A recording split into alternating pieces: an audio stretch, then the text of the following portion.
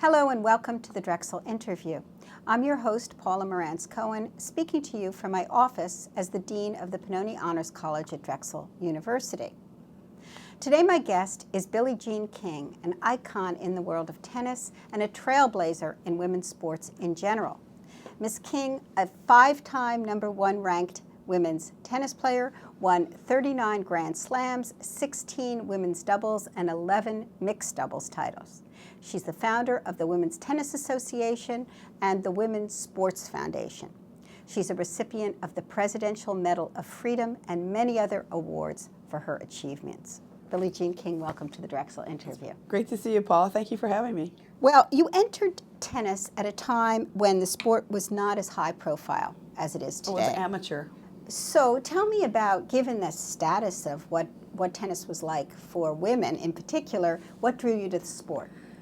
Well, actually, tennis was pretty high profile for women and men. The challenge for both of us was that we only got $14 a day, and the organization that controlled us had no risk but all the control over our lives. And a lot of amateur organizations would be similar. So what I would do, and some of the others, we'd fight for what we call open tennis, like the U.S. Open. It used to be called the U.S. Nationals. Yeah. We wanted it to be professional. We wanted to get prize money. We'd have to earn it through performance, but that's what we wanted. Also, I wanted to make our sport honest and have integrity. And I knew if we would do that, we'd have a better chance than amateur tennis did a lot of things under the table all the time. I didn't like it. And the people who controlled the tournaments were actually part of the organization that controlled us. So it was difficult. What happened when we finally had professional tennis, which is 1968, was the first year. For instance, Rod Laver got a 2,000-pound check when he won Wimbledon, and I won that year with Rod, and I got 750 pounds. And I went, oh my gosh, now we're going to have to. Now we had another challenge. I couldn't believe it. I thought we'd both get the same check, and that was the beginning of a challenge that you would pursue. Right, but my former husband said when we got pro tennis, the men would squeeze us out.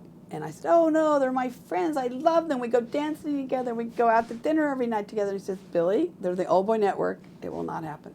He was right, they started to squeeze us out, and women started to not have even a place to compete, forget how much money. And when we did compete at the same tournament, the ratio of prize money was usually 8-1 in their favor. So but it it's was interesting a difficult time. for me to hear that you felt, you had bonding with a lot of these Oh, players. I love them. I still love them to this day. And yet you felt that they were, it was sexist. And, it was. Yeah. Yes. So those two things, I mean, I take it you still have sympathy and feelings for these men, and yet you had to fight them. Yeah, it was not good. What happened is there was an association starting to be formed by the men. I could hear them discussing, so I went to them and said, why don't we do one together? And they said no. So we kept getting rejected, basically, bottom line. I kept going back trying, because I said what we could do off the court as well as on the court would be phenomenal. Because you have to put this, you got to set the scene. This is back in the late 60s and early 70s when the opportunities for us were amazing. We could have just done amazing things. And tennis, remember, is a global sport. So I knew we could help change the world and make it a better place. And they rejected us, so we went to plan B. You have to be champion. I have a saying that champions adjust or adapt, and so we adapted. We went to plan B, or I did anyway, and then the players chose me as their leader, and finally I embraced that. And once I embraced it, I was off and running. Well, I want to get to that, but I want to move a little bit more methodically through your career. And what I'm struck by, knowing your biography a bit, is that you learned tennis on the free public courts of Long Beach, California. And that, I think, is interesting in light of tennis today for young people. So much of the professional tennis players are coached and go to special camps, and they have to have money, and they have to travel to have special training. And I wonder what you think about that, given your own background. Do you feel it's healthy what's happened in terms of the training of young, athletes in general, but particularly young tennis players and young women tennis players Well, today? the reason I do world team tennis is we have men and women equally on the same team, level playing field. But it's really difficult. The good thing about us figuring it out, but I think the camps today I think it is tougher. But 70% of tennis players still play at the public parks, which I don't think most people realize. I didn't realize that. But the challenge is when the child gets good enough, then he or she is going to need to get really good help and good instruction and good coaching.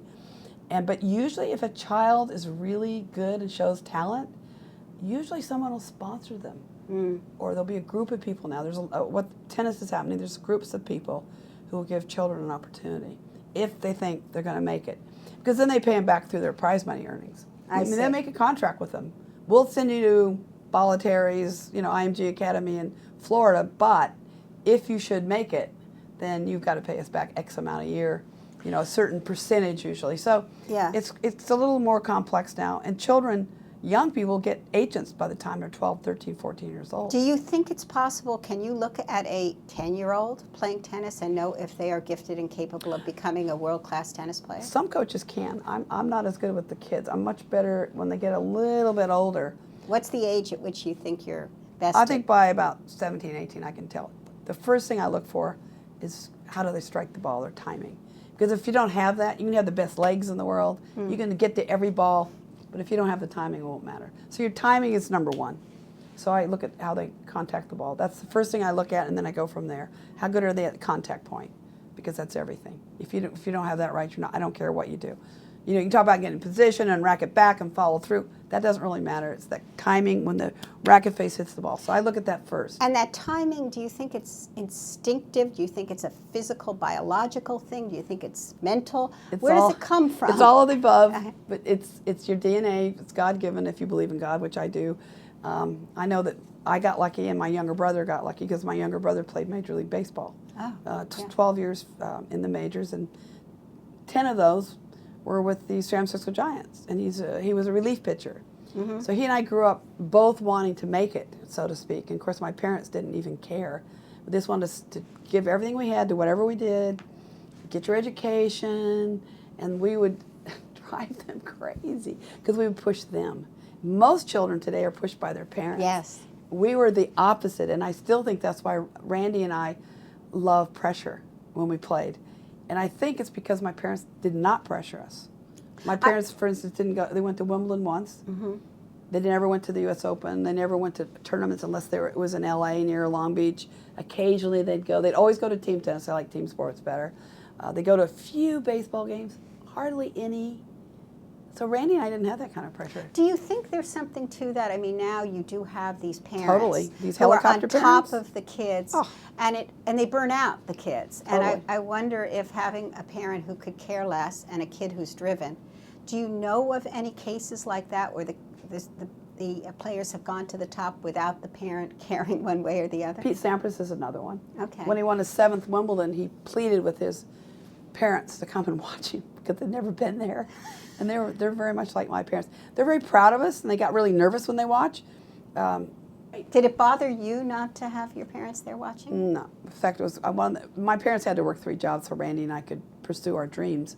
So I really appreciated the fact when they could be there at all. And I wanted them to have whatever life they wanted. They weren't living through us, which was so many parents live through their children. And a lot of parents who almost made it and didn't, they're the worst. They're by far the worst.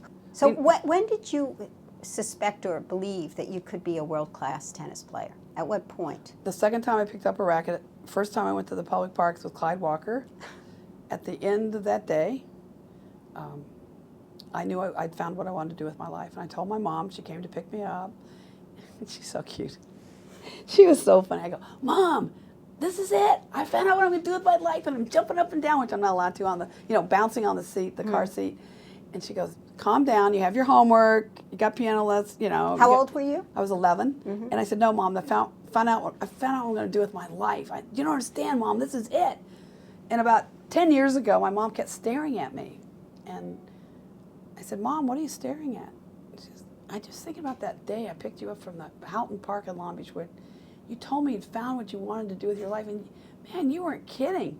I just thinking about your life and how it's amazing how you felt that at that At age 11. And then I go, but Randy, I said, Mom wanted to be a Major League Baseball player at 10. Remember, we're at the dining room table. I'm 5 years older. So I was like about 15, and he announced. And then my parents went like this. Two athletes. We're going, and they go, Randy, are you sure? That's Randy's going, yeah, I want to be a Major League Baseball player. I start laughing. I go, oh my God, my poor parents. Because it costs money, even if you get free instruction, even if we're public park kids. Randy also went to the public parks. And he had got baseball in school. I did not because I was a girl. They didn't have sports. They didn't have sports. They only had intra-sports. It was a joke. So it was just a joke. We had nothing. The boys had everything. Yeah. And so did you play with boys? Is that I played with boys growing up. I played with, my dad was fabulous. He really wanted my brother and I to have the same opportunities, which I think is rare in those days. As a child, you just watch your parents or your role models, whoever's in front of you, who's ever raising you. And my parents were very thorough, tried their best. All the things that you need in life that I did, it's because of them. I mean, that's interesting. And they loved us unconditionally, which I think is huge. Now, I wanted to talk about some of the rivals you've had over the years, and tell me who I'm missing here. Not rivals, but people you've played that were important. Margaret Court, Yvonne Goolagong, Virginia Wade, Martina Navratilova, Chris Evert. Yes, I know them all. I still see them all. I wonder, who do you think of that group was the most formidable or the most challenging? Margaret earned it because she had more titles, but she also, you have to understand history, and we didn't used to play the Australian Open or the French Open very often.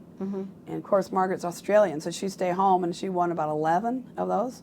Virginia was not in the same classes as Chris, Martina, or Margaret. Yvonne was just behind that, and then Virginia, and then the other ones, Margaret, Chris, and Martina were fantastic. And the rivalry between Martina and Chris was phenomenal. And good in a good way? Oh, fantastic. Because they have contrasted styles. They're good friends. Sometimes they get into it. But Chris and Martina have been in my life probably of all those people you mentioned the most, by far. But they also live in America. Yvonne lives now in Australia, and Margaret still lives in Australia. Okay. Well, you know, Chris Evert called you the wisest human being that she'd ever met. Chris is very sweet to me. That's a very strong statement, and I wonder what it is. Is there something in particular or something about your relationship that motivated her to say that? In what sense you might have mentored her or inspired her? Well, you have to remember, women's tennis started in the early 70s. There was 9 of us that signed a $1 contract, and we risked everything. We basically stepped over the line in the sand to try to change things for the future. And our goal was that any girl born in the world, if she were good enough, there'd be a place for her to compete. Remember, we're losing tournaments. We're losing places to compete at that time. That she would be recognized and appreciated, and that she could make a living. Yeah. That was huge for our. We were making $14 a day as an amateur. Do you know what that meant to us to try to make a living? Oh my gosh, it was like so big. So those are the 3 things that we wanted for the future, because we knew that we would make tennis better for us, but the real future belonged to the future generations. And the players today who are playing, basically, like the Serena Williams or Maria Sharapova, those are the players that are living the dream that we talked about in 1970, sitting around before we signed the $1 contract with Gladys Hellman. Now, when you fought for equal pay for men and women. That's a whole nother discussion. Money. That's a whole. I mean, that's going to the next step, and there was opposition to that, even I believe among some of the women players. Some players, yeah, women, especially Europeans. Right. You have to understand the cultures we grow up in. But most of us, and the best players, most of the best players, believe we should. So that started it. I went to the U.S. Open. I went to Billie Talbert in 1972 and said, I'd like you to think about equal prize money next year in 1973. And we had Cece Martinez and Ismay Emanuel from South Africa did a little survey at the U.S. Open. This was in 73? In 72, we did a 72. survey. Because I wanted us to have data, even though it was very crude and not very sophisticated in those days. But if we had data to back up that people actually, the tennis fans, thought we deserved equal money, I thought that would be much heavier. And the other thing, the most important thing I did is that I will not go to Billie Talbert, the tournament director who will go to the board of the USTA, would have to pass this. I knew the most important thing is I got sponsors to make up the difference in the prize money. I got 2 sponsors. Philip Morris and Bristol Myers are willing to make equal prize money. They would pay whatever the difference is, what they were giving us. Philip Morris is key because Virginia Slims wasn't Correct. that under Philip Morris? Yes, Part of yes, Philip it Morris. is. Yeah. So, but for me to be able to go and say, don't worry about the money. We've got the money, because money talks. Yeah. And when I said that, he went, oh my God, what are we going to do? She's already got the money. Like, how can I say no? I could tell. I could see by his eyes. He didn't tell me that, but I could feel his body language. And so he went to the board, and they actually, because we had the money, I'm not even sure they needed the money, but we got equal prize money in 1973. It took all the other ones, the Australian, the French, and Wimbledon, until 2007. And, Really? and Venus Williams was a part of that leadership. I didn't know it was that late for the others. Oh my God! But in it took forever. 1971, you received $100,000 I in prize. played 30 tournaments. I made $117,000. And that was huge. And Yes. President Nixon called. Yeah, he called What me. was that like? It was great because he's from California, and so am I. And so I'd met him before, and it was wonderful that the President of the United States acknowledged that I was the first woman athlete to win over 100,000. But it about killed me, because you have to remember, we're working off the court all the time, getting sponsors, local sponsors. We had to develop tournaments. It's like you're given a blank piece of page. We have no infrastructure, none. So we have to create an infrastructure. Even though we have this prize money, we have to. That was really difficult, because you've got to get people each week in different communities, in different cities, to commit to X amount of dollars for us, because we were getting about $10,000 on an average total prize money per week when we started. I want to talk to you about Bobby Riggs. Sure, because everybody does. everyone does, and so I have to de rigueur that I do so. Who had lost? Margaret Court had lost, even though she had beaten you, hadn't she? Not so long before. No. So, it was or like, something. By the end of 73, she was number 1. I was number 1 at the end of 72, but now we're into it 6 months of 73, and it looked like she could be number 1. And so her loss, was it? You think it was psychologically? Yes, she driven? choked totally. Yeah. First of all, she wanted the money, and I wouldn't play him. He followed me around first and kept saying, we got to play. I said, Bobby, I am so tired from trying to get the women's tour organized. I can't even think about it. Oh, my lots of money. I go, Bobby, no. And then I'm thinking, if I lose to him, he's as old as my father. That's not a great athlete. Were you nervous about it when you finally? No, because it was about social change. It wasn't about tennis. Title IX had just been passed June 23rd, 1972. But if you had lost, what would have, and not that you could have ever lost, you would never Oh have no, lost. that was one of the driving forces of why I won. Because I would think about that. If I lost, what would happen to Title IX? Because a lot of people wanted to weaken it right away. And what would happen? We're at the height of the women's movement. Women could not get a credit card in 1973 on their own without it being co-signed by a male. I mean, those are things that were on my mind that I wanted. That drove you. Now, is this? But I was scared if I lost, it would put us back 50 years. Is this connected to what you're known for, which is to, you could be down and you will come back up if necessary. And I wonder if that same drive, that sense, I have to win because of I have to win, was part of. I mean, was it hard to play him? Of course, it was hard, but I mean, you won in straight sets. No, there's no guarantees. I was down 4-2 in the first set. That was huge. And I knew if I didn't win that first set, I thought I might lose. I think for me, thinking about you have to understand at 12 I had an epiphany. And my epiphany was, this is 1 year into tennis, that I was daydreaming one day at the Los Angeles Tennis Club, and I thought about my sport. And I realized everybody wore white shoes, white socks, white clothes, played with white balls in those days, and everybody who played was white. And at 12 years old, I asked myself, where's everyone else? Just didn't feel right. Lack of inclusion, didn't like it. So I kind of promised myself from that moment on, I would fight for equal rights for boys and girls, men and women, the rights and opportunities the rest of my life.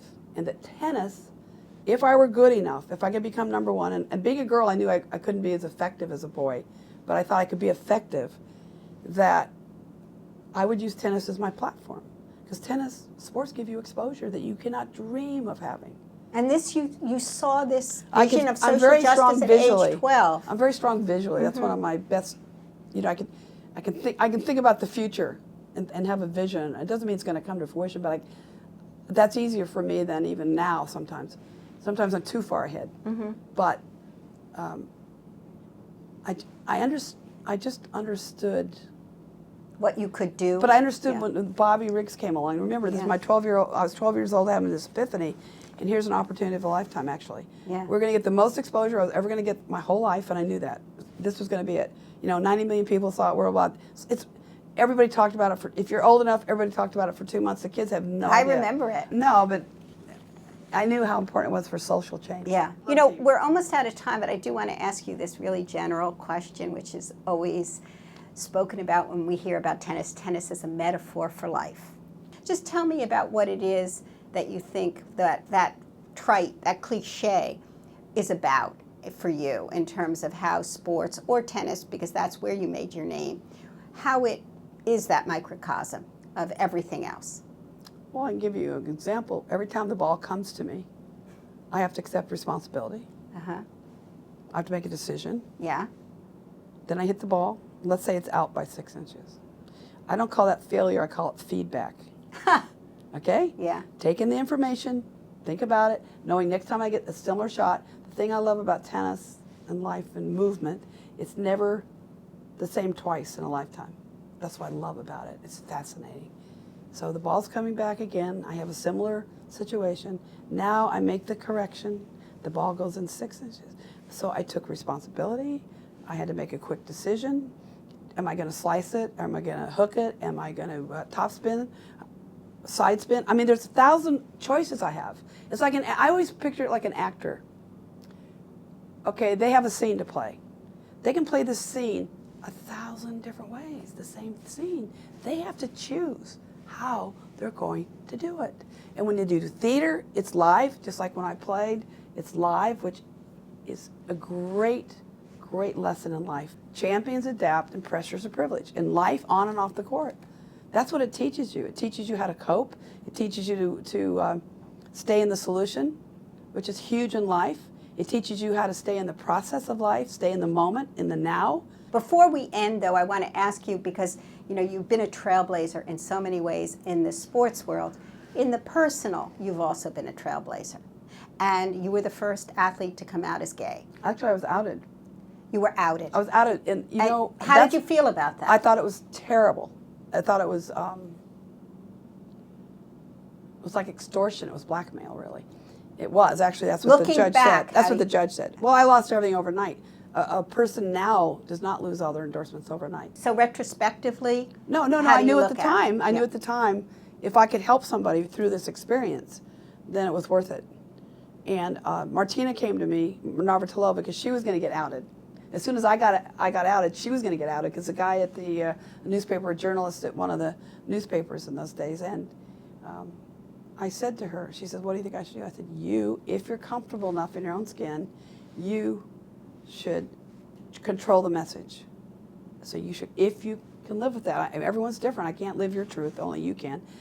But I said it's terrible to be outed and not be able to control the message, what you're feeling. And you were able to teach her based on your experience. It was only like 2 weeks later, though, because everyone was getting into it then, and then it was a big deal.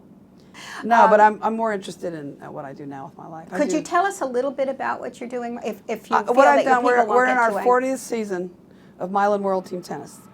And what team tennis is, each team consists of equal amount of men and women on the team and equal contribution to the team effort.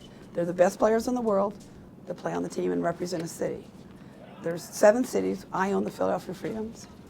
And it's You want to tell us fantastic. that Philadelphia Freedom is And that? Yes, I will tell you. Yeah. But Elton John used to come and watch me play when I played for the Freedoms in 1974. And he had a uniform. We got it made for him. And he said, "Come on." He cheered us on when he wasn't on tour. And one day we're traveling to one of his concerts. We're sitting in the back seat. He goes, "I want to write a song for you." I thought I didn't hear him right. I said, "Please, what? What?" He goes, "I'm going to write a song for you." He says, "What are we going to call it?"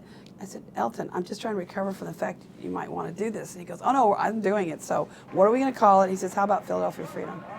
I said, "That'd be a great gift to the people of Philadelphia and the region." I said, "That would be great. Would you do that?" I said, you're English, you're British, and the bicentennial's coming up soon." He goes, "No, it's fine," because he made it big here first, actually, in the United States. So he said he would do that. So he calls Bernie Taupin up, who does all the lyrics. He says, "Bernie, I'm writing a song for Billie Jean. We're calling it Philadelphia Freedom. Write the lyrics, send them to me, fax them to me, and I'll That's how he does it. He gets facts from Bertie, he puts it on the piano, and he does this. And it takes him about 10 minutes to write each song. And that's a great song. But he's so A prolific. great song. And I think it's a great tribute to you and to And we team. we have the most perfect signature song. The most important thing is when a child comes to watch, he or she, or whatever gender, comes to watch, they see themselves and they see men and women and people cooperating. And so they see leadership role and they see the supportive role. And that's what's important to me, that we're really helping children like themselves for their uniqueness, and also to grow up to be cooperative, but also to know how to lead and know how to support, because that's the way you go through each day in your life. You've got to be able to, you've got to be fluid and be able to do those things. Well, Billie Jean King, you are an inspiring individual. This has been a great interview. You've given us so much food for thought, and I'm really grateful for what you've done for women in sports and for women in general. Well, thank you. We have a long way to go, but we're getting there. I think so. And thank you for joining us today at the Drexel interview.